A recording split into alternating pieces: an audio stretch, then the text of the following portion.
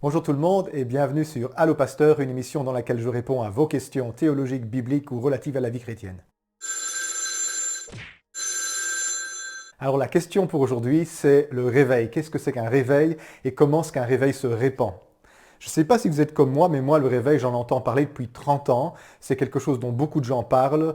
C'est le sujet de beaucoup de prédications, de beaucoup de conférences. Et c'est très étrange, je trouve, que dans la Bible, ce ne soit pas un sujet très développé. On ne voit pas ça dans la Bible, on ne voit pas le concept, ni l'idée qu'il faille attendre un réveil dans les Écritures. Alors comment est-ce qu'on peut expliquer ça? Alors entendons-nous d'abord sur la définition. Qu'est-ce que c'est qu'un réveil? Personnellement, je crois qu'un réveil, c'est un retour à la parole de Dieu dans la puissance du Saint-Esprit. Si c'est comme ça que vous définissez aussi un réveil, il y en a eu de nombreux au cours de l'histoire chrétienne. On pourrait même dire que la Pentecôte, la première Pentecôte, était un réveil, puisqu'on a redécouvert la puissance du Saint-Esprit et la parole de Dieu. Effectivement, Pierre, il a prêché sur la prophétie de Joël, et donc il y a un retour à la parole, et généralement un réveil, c'est un grand retour à Dieu, un retour à sa puissance. Et c'est quelque chose de souhaitable en tout cas. Au XVIe siècle, la réforme protestante pourrait aussi être qualifiée de réveil et probablement un des plus grands réveils de l'histoire.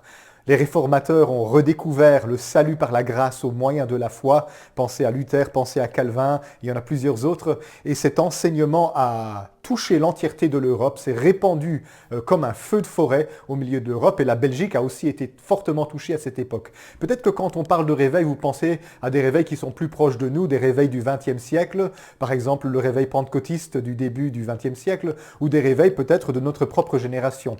En tout cas, au cours de l'histoire chrétienne, il y a eu de nombreux moments où le peuple de Dieu s'est réveillé, est revenu à la parole de Dieu et a redécouvert la puissance du Saint-Esprit. Alors comme je le disais, nous, ici, ça fait plus de 30 ans que les gens nous parlent de réveil, le réveil vient, et beaucoup de personnes ne le voient jamais venir.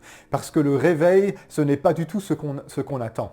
Le réveil, c'est pas quelque chose qui arrive. Le réveil, c'est pas quelque chose qui vient, qu'un beau matin, on dit « Oh, bonjour, réveil, t'es là !» Quelque chose que l'on peut attendre passivement. Comme si, quelque part, Dieu avait quitté l'Église, la gloire de Dieu s'était éloignée de nous, Dieu avait abandonné ses promesses, sa présence n'était plus auprès de nous, comme si la parole de Dieu avait changé, comme si le Saint-Esprit avait changé. Non, le réveil, ce n'est jamais Dieu qui se réveille. Un réveil, c'est pas Dieu qui s'est endormi et qui se réveille. Il ne sommeille ni ne dort celui qui veille sur Israël. On n'a pas un Dieu qui s'endort. Un réveil, ce n'est donc jamais quelque chose qui vient de l'extérieur. Un réveil, ça commence toujours par nous, par moi. Ça commence par quelque chose à l'intérieur de nous. C'est nous qui nous réveillons. C'est l'Église qui se réveille. Un réveil, c'est pas Dieu qui se réveille. Un réveil, c'est l'Église qui se réveille à la parole de Dieu, qui se réveille à la puissance du Saint-Esprit. Et donc vraiment, un réveil, c'est un retour. C'est foncièrement un retour à Dieu. Le peuple de Dieu se met à chercher Dieu, se repent et redécouvre les promesses des Écritures et le Saint-Esprit qui vient avec. Beaucoup de personnes nous disent qu'il faut prier pour le réveil, pour que le réveil vienne. Encore une fois, c'est comme si le réveil était une entité extérieure à nous qui devait revenir. Alors, je suis désolé, ça ce n'est pas un concept biblique. On ne prie pas pour le réveil. On se réveille. C'est nous qui nous sommes endormis, c'est nous qui devons revenir à Dieu. Ce n'est pas Dieu qui a quitté nos églises, c'est nous qui nous sommes éloignés de lui. Alors, on va parfois prier pour le réveil dans le sens d'une effusion du Saint-Esprit. On va demander à Dieu d'ouvrir les écluses des cieux. Mais les écluses des cieux n'ont jamais été refermées.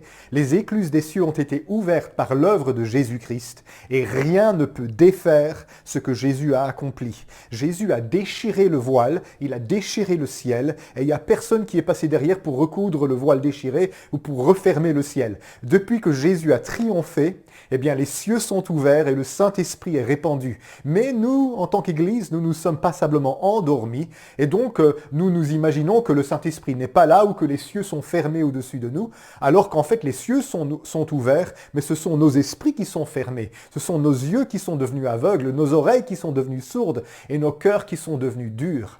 Et donc le réveil, ça ne se passe jamais du côté de Dieu, ça se passe toujours de notre côté. C'est nous qui nous éveillons à la présence du Seigneur, c'est nous qui nous éveillons à la puissance et à la parole du Seigneur. Dans l'épître de Paul aux Éphésiens, chapitre 5, verset 14, il est écrit « Réveille-toi, toi qui dors, relève-toi d'entre les morts et le Christ t'éclairera. » Vous voyez, Le Christ, il éclaire tout le temps, mais nous sommes endormis du sommeil de la mort spirituelle. Et l'Écriture, quand elle parle effectivement d'un réveil, eh bien, elle ne dit pas le réveil vient, elle ne dit pas Dieu va se réveiller, elle dit réveille-toi, toi qui dors, relève-toi d'entre les morts et le Christ t'éclairera. Le Christ, il est sans cesse en train d'éclairer la terre, il éclaire le monde par sa présence, il est l'image du Dieu invisible, il resplendit dans la création, mais nos cœurs sont devenus endormis, appesantis, au point qu'on ne s'en aperçoit plus. Et la Bible elle nous dit de nous réveiller et de nous éveiller à cette gloire, à cette présence du Christ. Et c'est ça qui va tout changer dans nos vies. Dans l'évangile de Jean, au chapitre 1er, les versets 9 à 13, il est écrit ceci. « Cette lumière était la véritable lumière qui, en venant dans le monde, éclaire tout homme. Elle était dans le monde et le monde a été fait par elle, et le monde ne l'a point connue.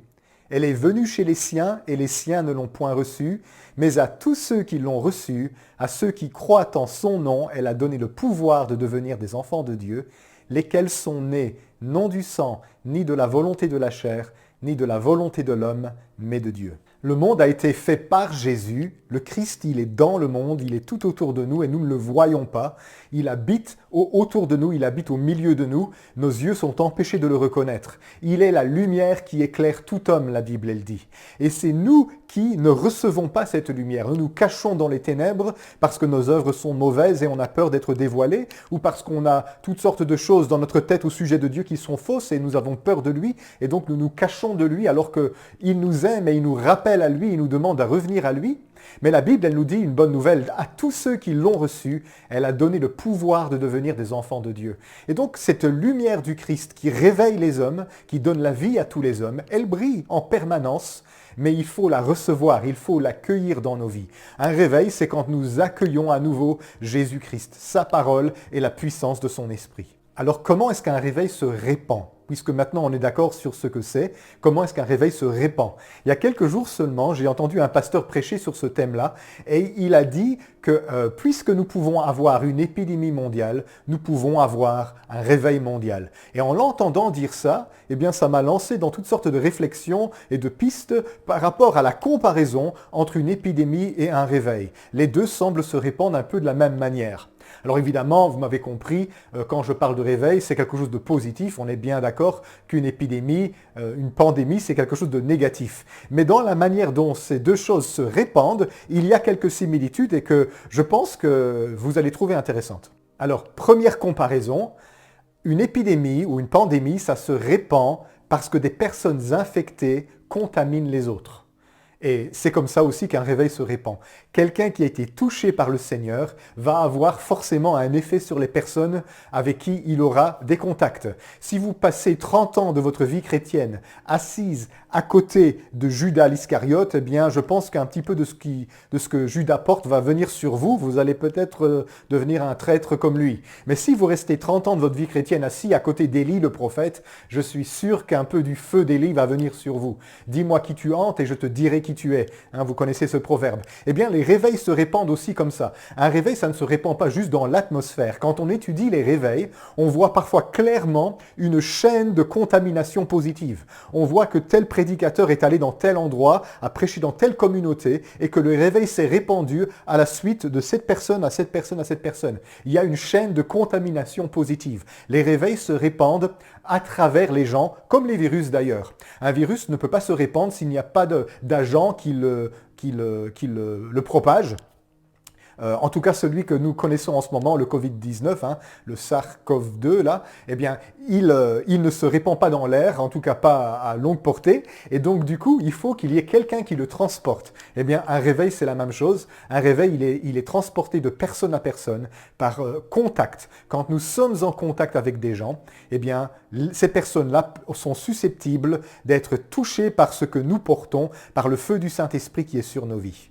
Deuxième comparaison, Les virus, en tout cas celui auquel nous sommes confrontés en ce moment pour le Covid-19, se répandent quand les gens ouvrent leur bouche. Et ce qui sort de leur bouche et de leur nez, eh bien, contamine les gens autour d'eux. Eh bien, les réveils, ça se répand de la même manière. Quand les chrétiens ouvrent leur bouche et commencent à parler de la part du Seigneur, eh bien, alors, il y a une possibilité que le message que l'on entend produise le même effet chez les personnes qui l'entendent. C'est pour ça que l'apôtre Paul, quand il se trouvait dans une ville où il y avait beaucoup de personnes que Dieu voulait sauver, le Seigneur lui a dit ces paroles. Acte 18, 9 à 10.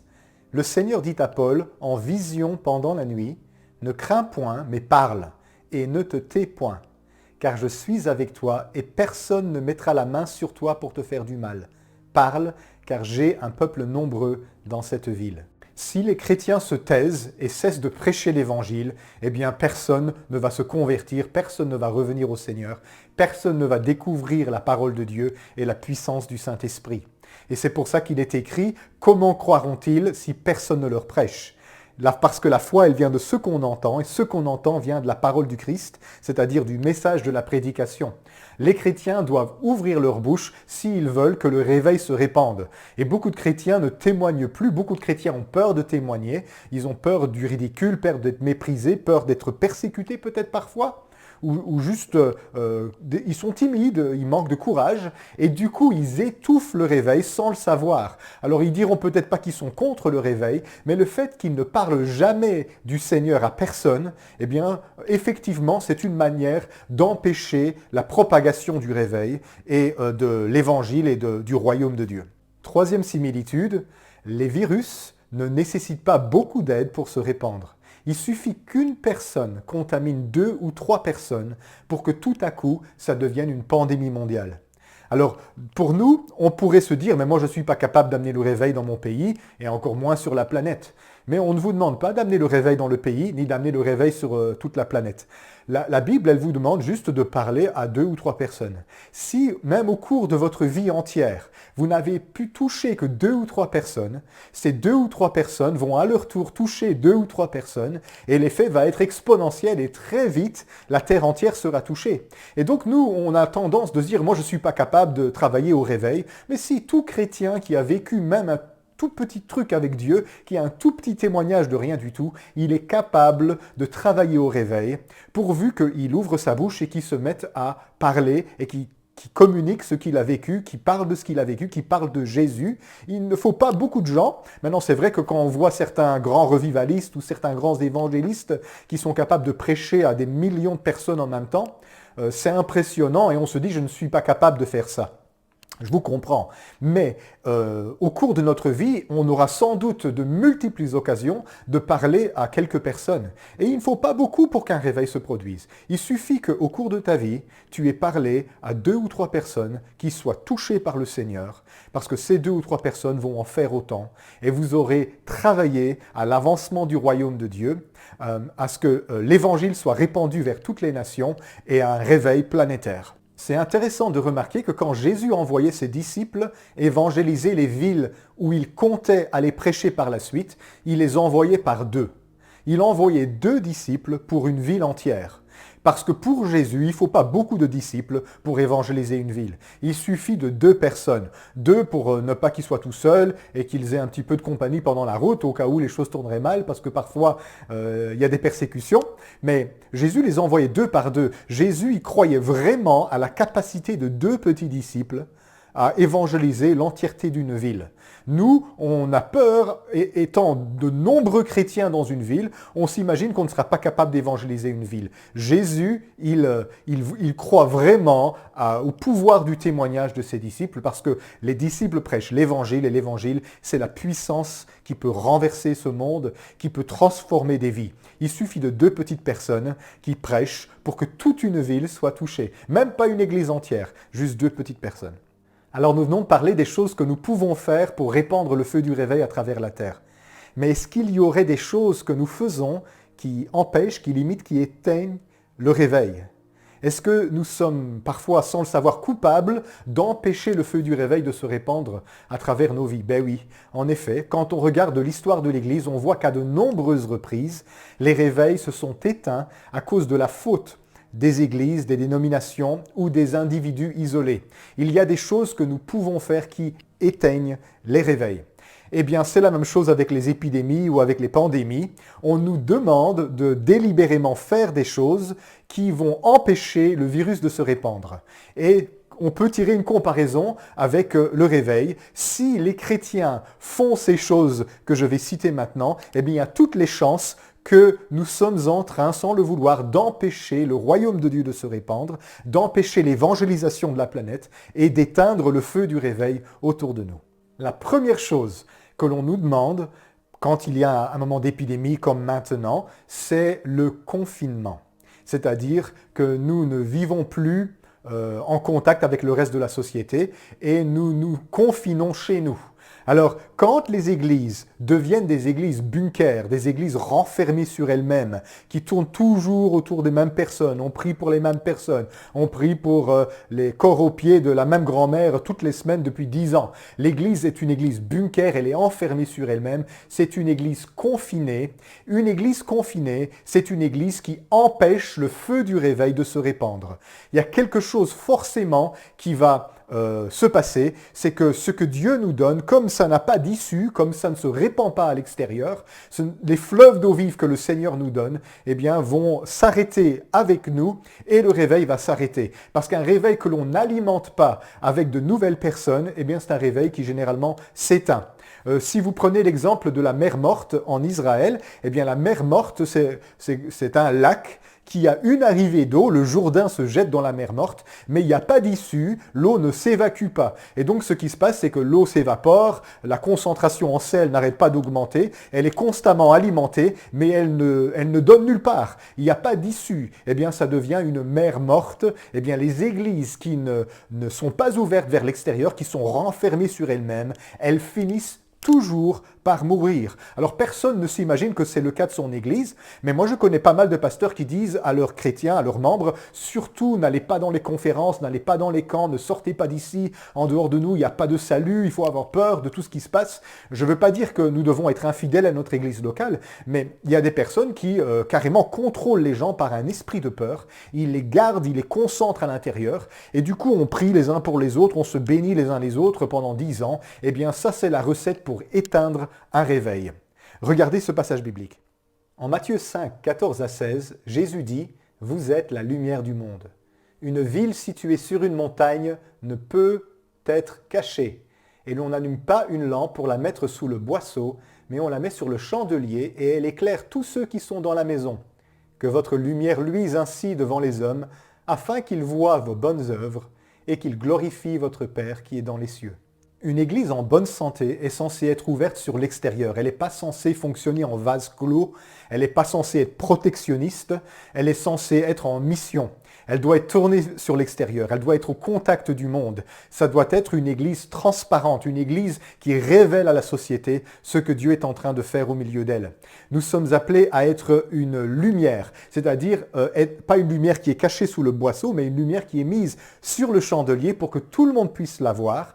On est censé être une ville sur une montagne, c'est-à-dire qu'on est censé être élevé et tout le monde est censé nous voir. Un chrétien doit avoir une vie en contact avec la société. Mais à partir du moment où on a peur du monde et on diabolise tout ce qui se passe dans le monde, on a tendance à vouloir s'en protéger et donc à ne plus avoir de contact avec la société, à ne plus être en mission. On devient une église bunker. On est la meilleure manière alors d'éteindre le feu du réveil. Le Saint-Esprit se répand au milieu de l'église et il n'ira pas plus loin. Parce que nous pensons que notre mission, c'est de faire venir les gens à l'église. Mais Jésus n'a jamais demandé de faire venir les gens à l'église. Jésus nous a dit « Allez et faites de toutes les nations des disciples ». Nous sommes censés être une église ouverte, une église sans mur. En temps de pandémie, il y a une deuxième chose qu'on nous demande de faire pour empêcher la propagation du virus. Ça s'appelle la distanciation sociale ou parfois l'éloignement sanitaire. Et évidemment, ça fonctionne. On voit bien à travers le monde en ce moment que les contaminations sont inférieures à ce qu'on aurait attendu, étant donné que maintenant presque tout le monde est enfermé chez soi.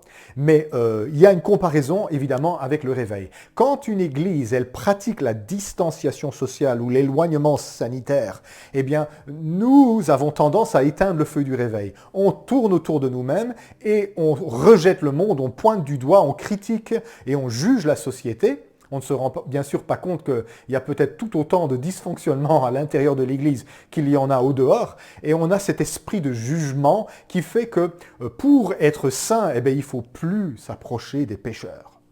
Pensez à Jésus. Jésus, il mangeait avec les prostituées et les collecteurs d'impôts. Les gens les plus mal vus et les plus mal famés de l'époque.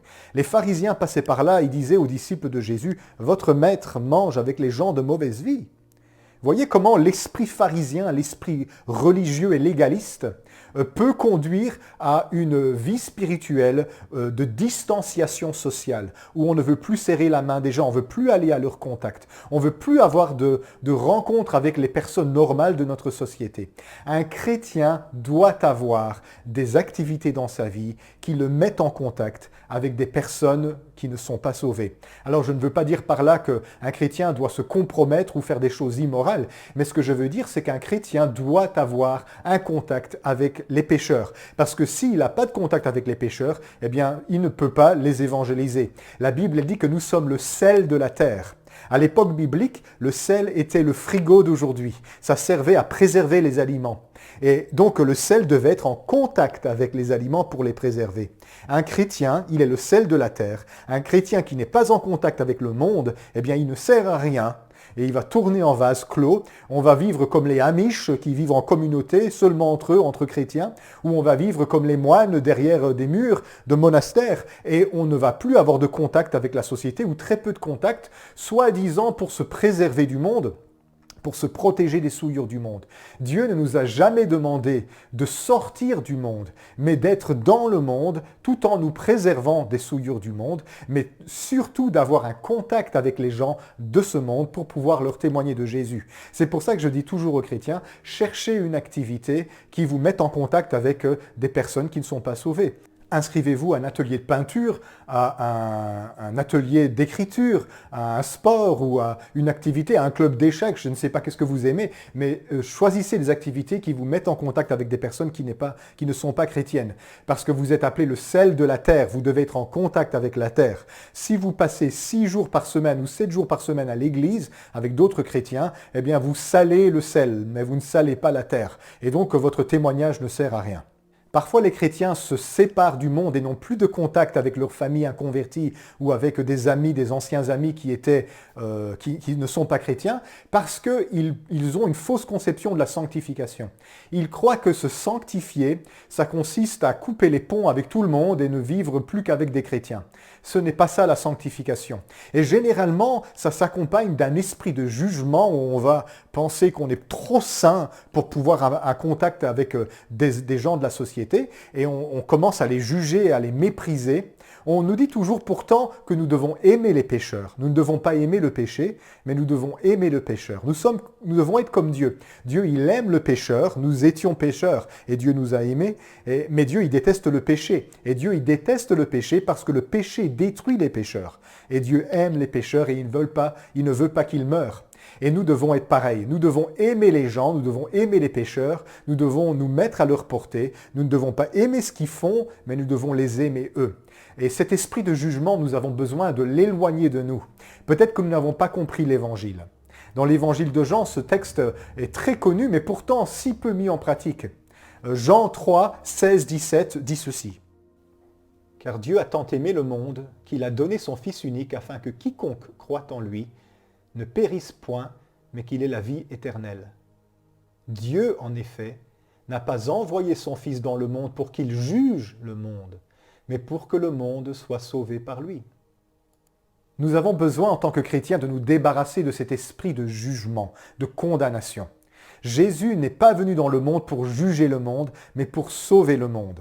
Jésus d'ailleurs disait, « Le Père ne juge personne, mais il a remis tout jugement au Fils. » Et apparemment, le Fils, il n'est pas venu pour juger le monde. Alors qui est-ce qui nous juge en fin de compte? Ce n'est pas le temps du jugement, c'est le temps de la grâce. Et l'Église doit se débarrasser de cet esprit de jugement où on monte sur notre escabeau comme si on était supérieur aux autres et on les regarde d'en haut et on les méprise comme de vils pécheurs. Et nous avons si vite oublié que nous sommes pareils. Nous étions comme eux et peut-être que beaucoup d'entre nous, on est encore comme eux ou pire qu'eux. Parce que ce n'est pas vrai que dans l'Église, il n'y a pas de problème et il n'y a pas de péché. Et nous avons besoin donc de se débarrasser de cet esprit de jugement, parce que ça, ce n'est pas digne d'un enfant de Dieu et ce n'est pas digne de l'Évangile qui nous a été confié. On doit redécouvrir la vraie sanctification. La vraie sanctification ne consiste pas à couper les ponts avec tout le monde et ne plus parler à personne. La Bible, elle dit ceci. 1 Corinthiens 5, 9 à 11. Je vous ai écrit dans ma lettre de ne pas avoir de relation avec les débauchés, non pas d'une manière absolue, avec les débauchés de ce monde, ou avec les cupides, ou les ravisseurs, ou les idolâtres. Autrement, il vous faudrait sortir du monde. Maintenant, ce que je vous ai écrit, c'est de ne pas avoir des relations avec quelqu'un qui, se nommant frère, est débauché, cupide ou idolâtre, outrageux ou ivrogne ou ravisseur, de ne pas même manger avec un tel homme. Pour être saint, Dieu ne nous a pas demandé de couper les ponts avec tout le monde. Il ne nous a pas demandé de supprimer nos relations avec les personnes qui ne sont pas chrétiennes. Et même si nous avons bien lu attentivement ce texte, l'apôtre Paul, il nous dit que nous devrions plutôt juger ce qui se passe au milieu de nous.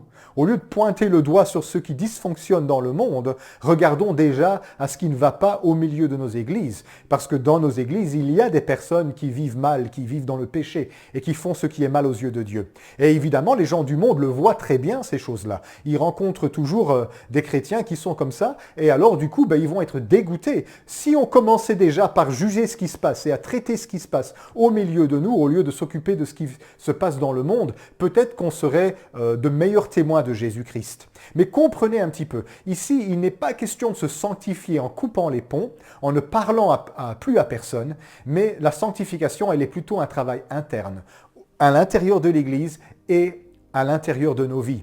Alors je ne veux pas dire que vous devez absolument maintenir toutes les relations. Il y a des relations toxiques, il y a des relations mauvaises qui vous nuisent et qui vous font du mal. Vous savez, quand Jésus il était assis à table avec les prostituées et les collecteurs d'impôts, il ne souffrait pas de leur contact. C'est lui qui faisait du bien aux gens autour d'eux. Alors si vous avez bien sûr des contacts avec des personnes qui vous nuisent, qui vous font du mal, des personnes qui sont toxiques pour vous, alors oui, alors peut-être qu'il faut vous éloigner de ces personnes-là. Mais ce que je suis en train de dire, c'est surtout si vous avez des relations avec des gens avec qui vous avez de bons rapports, des personnes avec qui vous vous entendez, mais sous prétexte que ces personnes ne sont pas chrétiennes, vous avez envie de rompre avec elles et de couper avec elles, il ne faut pas faire ça.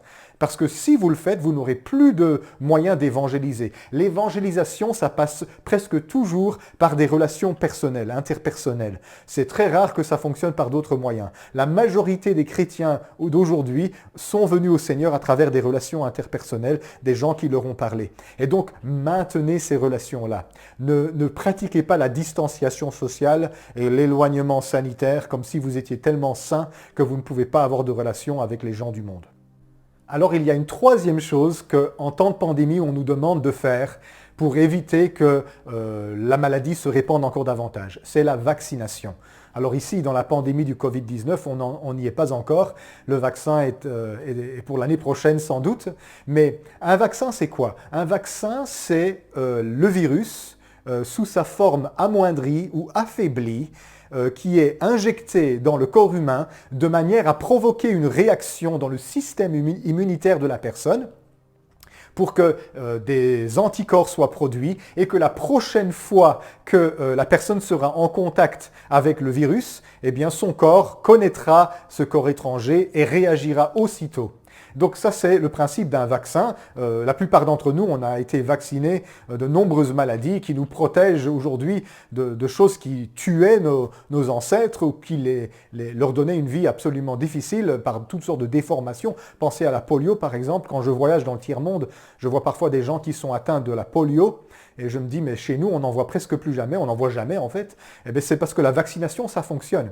Alors, est-ce qu'il est possible, pour faire la comparaison, d'avoir un comportement, nous les chrétiens, qui vaccine les gens contre l'évangile? Eh bien oui. Il y a des chrétiens qui se comportent mal, il y a des chrétiens qui parlent mal, qui agissent mal et qui finissent par inoculer les gens contre l'évangile, les vacciner contre l'évangile, et puis plus tard, quand ces personnes sont évangélisées pour de vrai, par vraiment quelque chose qui vaut la peine d'être écouté, eh bien elles n'en veulent plus parce qu'elles ont construit une immunité contre l'évangile, elles ont réagi dans le passé contre quelque chose qui n'était pas à leur goût, et maintenant qu'on les évangélise pour de vrai, eh bien, elles ne veulent plus rien avoir à faire avec nous parce qu'elles sont immunisées contre l'évangile. Ça arrive. Il y a plusieurs manières de faire ça. Généralement, c'est parce qu'on a prêché l'évangile ou on a agi en tant que chrétien dans la vie des autres personnes d'une manière qui n'était pas juste. Comme un vaccin, c'est une forme amoindrie, affaiblie ou morte d'une bactérie ou d'un virus, il y a des gens qui prêchent un évangile affaibli, amoindri ou mort. Ils ne prêchent pas vraiment la bonne nouvelle. Il n'y a pas de puissance, il n'y a pas l'onction du Saint-Esprit dans leur message. C'est du légalisme, ce sont des propos moralisateurs et toutes sortes de choses. Je me souviens d'une dame qui, quand elle évangélisait les gens dans notre entité, dans notre ville, une des premières choses qu'elle leur disait, c'est « il faut arrêter de manger du boudin noir parce que Dieu ne veut pas qu'on consomme le sang ». Et les gens, ils se disaient « mais c'est quoi cette histoire ?» Et puis parfois, elle, dans les maisons des gens, elle disait il faut retirer cette icône, retirer ce crucifix. Elle s'occupait de choses qui ne sont pas le principal et qui ne sont pas ce que Jésus essayait de viser à ce moment-là. Jésus s'en serait occupé sans doute plus tard, mais elles avaient des propos moralisateurs et légalistes. Elle a dégoûté des gens de l'évangile en agissant de cette façon-là.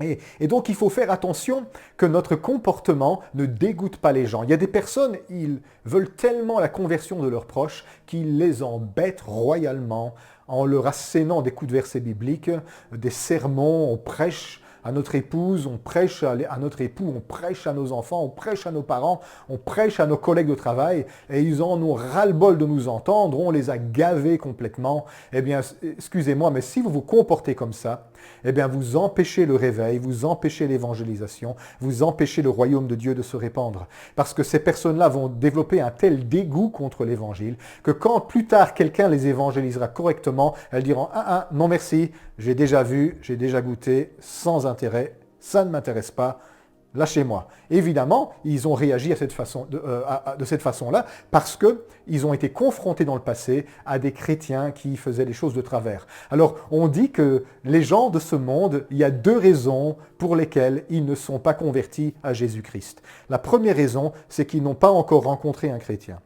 La deuxième raison, c'est qu'ils ont malheureusement rencontré un chrétien. Parce que tous les chrétiens n'évangélisent pas correctement. Il y a des chrétiens qui sont remplis de légalisme et qui prêchent la loi et qui moralisent, condamnent et qui pensent faire ainsi le travail de Dieu. Il y a des chrétiens qui prêchent des fausses doctrines. Il y a des chrétiens qui dégoûtent les gens. J'ai rencontré dans le monde des personnes qui sont dégoûtées de l'évangile à cause des prédicateurs de l'évangile de la prospérité qui prétendent que la foi est un moyen de devenir riche et qui, en fin de compte, ne cherchent qu'à obtenir votre argent. Et à force d'avoir été en contact avec des chrétiens de ce type-là, eh bien, il y a des gens, ils sont devenus complètement hostiles à l'évangile parce qu'ils pensent que tous les chrétiens sont comme ça. Il y a des chrétiens qui sont hostiles à l'évangile parce qu'ils ont rencontré des chrétiens hypocrites, des gens qui parlent de Dieu, mais qui vivent complètement de travers. Je me souviens d'une personne que je connaissais avant, qui évangélisait les prostituées, mais après avoir couché avec elles. Alors, je suppose que l'évangélisation, ça ne fonctionne pas du tout quand on procède de la sorte. Le témoignage est détruit et coupé directement si le comportement d'une personne détruit le message. Il y a des chrétiens qui sont des hypocrites et qui vivent mal et qui font des choses mauvaises. Et évidemment, quand ils essayent d'évangéliser les gens ils se disent, si c'est ça être chrétien, eh bien vous savez quoi, ils ont bien raison. Malheureusement, c'est pas parce qu'on peut être dégoûté parfois des chrétiens qu'il faut aussi être dégoûté de Jésus. Jésus aussi, il a souffert de la part des religieux. Jésus, il a même été crucifié par les religieux. Alors si vous êtes dégoûté par les gens religieux, les hypocrites, les légalistes, les moralisateurs et les cupides qui essayent de vous arnaquer, eh bien dites-vous que Jésus, il a souffert aux mains de ces gens-là aussi dans le passé. S'il vous plaît, ne jetez pas Jésus avec l'eau du bain. Jésus, il est meilleur que tous les mauvais chrétiens. Alors, il y a des gens, ils disent parfois, moi je ne vais plus à l'église parce que l'église, elle est remplie d'hypocrites. Ben oui, dans l'Église, il y a des personnes qui ne sont pas en bonne santé spirituelle. L'Église est comme un hôpital, Jésus c'est le médecin, et on vient à l'Église pour être soigné. C'est normal d'y rencontrer des gens qui ne sont pas en bonne santé. Quitter l'Église parce qu'il y a des hypocrites dans l'Église, c'est comme aller dans une salle de gym et de la quitter en colère parce qu'on a découvert là des gens obèses. Ben oui. Les gens obèses sont censés être à la salle de gym puisqu'ils ont besoin de perdre du poids, donc ils font du sport. Et donc c'est pas anormal de trouver des gens en mauvais état de santé dans une salle de gym. C'est pas anormal de trouver des gens en mauvaise santé spirituelle dans une église. Donc si les chrétiens sont des hypocrites, ça ne veut rien dire par rapport à Dieu et l'évangile. Donnez à Jésus sa chance quand même si vous avez été parfois dégoûté. Mais nous chrétiens, nous devons faire attention à ne pas agir d'une manière qui inocule les gens, qui importune les gens et qui les immunise contre l'évangile. Pour que plus tard, quand Dieu passera dans leur vie pour les amener à lui, ces personnes disent non, ça ne m'intéresse pas. Parce que nous les avons dégoûtés il y a 5 ans, il y a 10 ans, avec notre comportement stupide. Alors pour conclure, je me résume, un réveil, c'est un retour à la parole de Dieu dans la puissance du Saint-Esprit.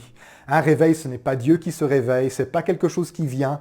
Un réveil, c'est ce qui se passe en nous, c'est nous qui nous réveillons quand nous sommes éveillés à la présence de Jésus-Christ et au Saint-Esprit. Nous nous réveillons, ça c'est un réveil. Et il ne faut pas être nombreux pour que cela se répande, il suffit de 2 ou 3 personnes pour toucher la planète. À condition que nous ne fassions pas ce qu'il ne faut pas. Qu'est-ce qu'il ne faut pas faire? Confinement, distanciation sociale, vaccination. Une église qui se confine, c'est une église bunker, enfermée sur elle-même. Et on se bénit entre nous. Distanciation sociale, une église qui juge les autres, plus de contact avec la société, plus de contact avec les inconvertis, on a coupé tous les ponts.